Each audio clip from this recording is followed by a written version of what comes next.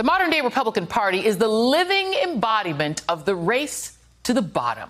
There's their embrace of insurrection over the peaceful transfer of power, Republican members of Congress disrespecting and defunding the police, and, of course, white nationalism. But the party's not complete until you add a heaping scoop of spinelessness. Take, for example, Republican New York Congresswoman Elise Stefanik, who was principled until it wasn't politically expedient. Or what about Texas Senator Rafael Cancun Cruz? The Florida man basically called his wife ugly, and Cruz wasn't even Texas enough to make him apologize before taking the knee. Normally, you can't stoop any lower than Cruz, but alas, there is one guy who found his way to stoop down even lower to the ground. His name is James David Vance. You probably know him as J.D. Vance, and you've probably heard of his book, which was made into an equally crappy Punch the Poor's movie, Hillbilly Elegy. Come on, Ron Howard, you're better than that. Last week, he joined 6 other Ohioans kissing the ring of the serial sexual harasser with the hope of winning the Republican nomination for the United States Senate.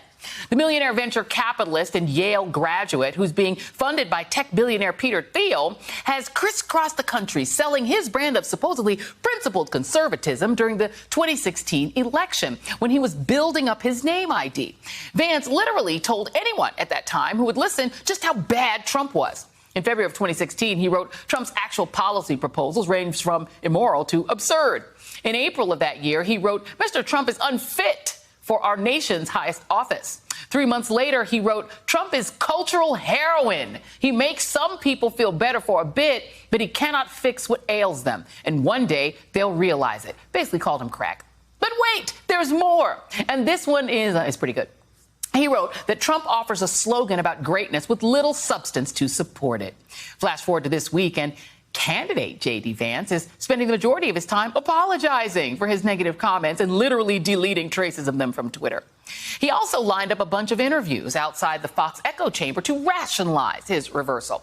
He told Time magazine that Trump is the leader of this movement and that if he actually cares about these people and the things I say I care about, I just need to suck it up and support him. This level of subservience is epically gross, but that doesn't seem to bother Vance at all. He told NBC News that when it comes to suck-ups, Trump gets a certain kick out of people kissing butt. And also, he thinks that people who kiss his butt all the time are pretty weak.